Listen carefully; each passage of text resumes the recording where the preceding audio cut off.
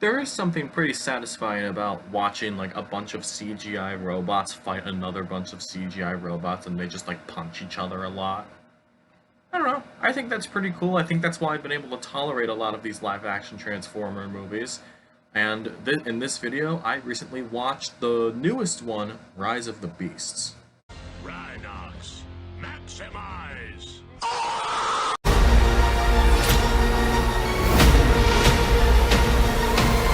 I will say that I'm not a giant Transformers guy. I don't know a lot about the lore, although I have seen all of the live-action Transformers movies.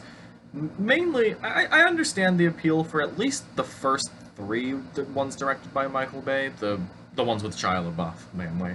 Although, it's mainly dumb fun for me. Some of these are so stupid, but again, as I said, watching robots fight each other, like watching big, giant robots fighting each other with guns and swords, sure, I'll take it. But the Mark Wahlberg ones were just so awful and terrible and bad that it kind of just turned me off from the whole franchise in general. And I haven't gone back to the other, it's like the original three Michael Bay Transformers movies. I think, like, watching those two ones that had Mark Wahlberg in it just really soured me on this whole thing, and that's why I was a little hesitant with Bumblebee when that came out. And that was just such a surprise. That it felt like it had heart and just a genuine human story to it, and also I liked the human character. I liked Haley Steinfeld, so that's a win. So going into Rise of the Beasts, I was cautiously optimistic with it. Having read up a little bit on it, I guess this is a very loose adaptation of Beast Wars. Again, I don't really know what that is, mainly because I don't really know about the original Transformers stuff. But I think Bumblebee was pretty cool. I like the director of this one, Stephen Caple Jr. He did a great job with Creed 2 as well as The Land. And honestly, I thought this was okay. I guess you got your typical live-action Transformers plot. The Autobots have got to get this relic of theirs that'll send them back to their planet, but the Terrorcons, that's what they are, it's not Decepticons in this one, they gotta get it too. So it's like a race to get this thing. That's the plot. I want to start off with the visual effects themselves, mainly because in the first Transformers live-action one is to a lesser degree Revenge of the Fallen and Dark of the Moon. The visual effects for it being at that time, at least for the first one, pre-Avatar, the effects for those are incredible. I think those were like top of the line. They were able, the effects artists were gonna be able to do what they do, and they killed it in that area. I don't know if it'd be to that degree for Rise of the Beasts, but they're still pretty good. And what this has over pretty much every other live-action movie except for Bumblebee, I can tell who is who, cause in those other ones, both Autobots and Decepticons were like gray mush, and there is at least a little bit of pop to the colors of each Autobot. So I appreciate that from a design perspective, and also learning like, oh, this is this guy, this is this guy, and all that.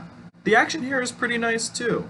I just feel like there is just a much bigger handle on how you can frame this kind of action. It's not entirely like madcap and off the rails like the Michael Bay movies, which have merit in their own right. I mean, I called those movies dumb fun for a reason.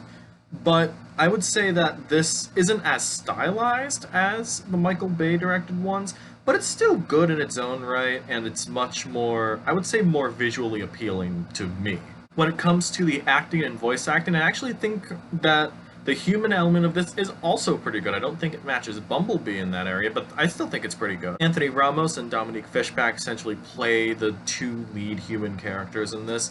Both of them do pretty good. It's nice to see Dominique Fishback get more work after that incredible Swarm miniseries on Amazon. If you haven't watched that, go watch that. She's amazing in it. Peter Cullen is pretty much always good as Optimus Prime, even though when his character in the other movies is just really one-dimensional and just kind of spewing things out. They actually gave Prime a character arc in this, and I feel like it fit him pretty well. This is called Rise of the Beasts, so we have another group of robots called the Maximals. A lot of them are voiced by one person who was an original voice actor for it. I'm pretty sure that was Rhinox and Ape-Link. I'm trying to remember these names so I can, like, give myself a little bit of credit for trying to watch this. Ron Perlman voices their de facto leader, Optimus Primal. And Ron Perlman usually has a pretty distinguishable voice, and it actually seems like he's doing a different take on his voice for Primal, and I enjoyed the approach for it. Michelle Yeoh also does a voice in this as Air Razor, another Maximal, and I liked her character a lot. I feel like she is the one that is focused on the most more than Primal, and I think I like that little choice here. I will say though, in like the story itself, I get that this is the first Transformers movie in a while. I don't remember. I think the second one with Mark Wahlberg was 2016 or 2017. I think along those lines. But I don't know. This didn't do a lot for me in watching it. It was a fine enough movie. Like, on its own, I was not, like, horribly displeased like the Mark Wahlberg starring ones. And I had fun moments like the Shia LaBeouf ones.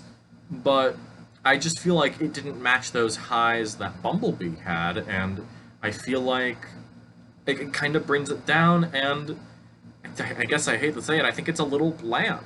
Especially when, at least, I can't believe I'm complimenting all of the Michael Bay movies, but there was a specific style, and I guess bayhem, as it's called, to those movies that I can consider dumb fun. I think this one is just kind of an okay movie. So it falls right in the middle of those, but although it's better than the Mark Wahlberg ones, easily. There is one other thing I have to mention, and again, it's without spoilers. I don't know if I said that earlier. I haven't spoiled anything already, but I'm not going to.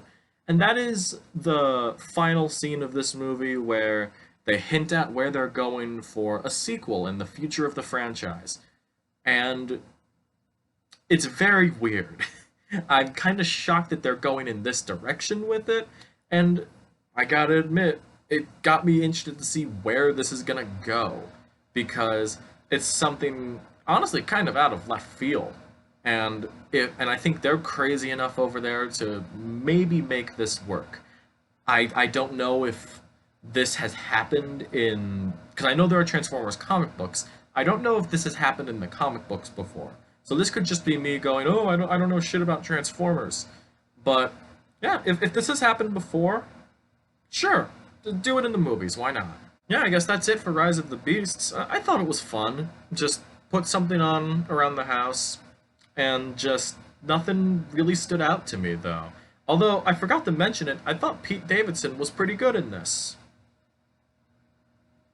Huh, I just said that, huh? I'm gonna give Transformers Rise of the Beasts a 6 out of 10. I feel like this was a perfectly acceptable movie. I was not, like, disturbed by it in the ways that, like, the Mark Wahlberg ones would be.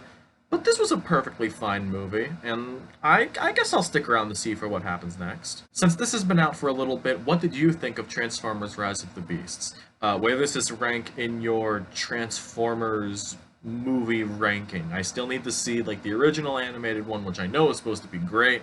Maybe that'll turn me around on this. Either way, let me know what you think of Transformers Rise of the Beasts in the comments below. Like and subscribe if you haven't already, and I will see you in the next video. See ya!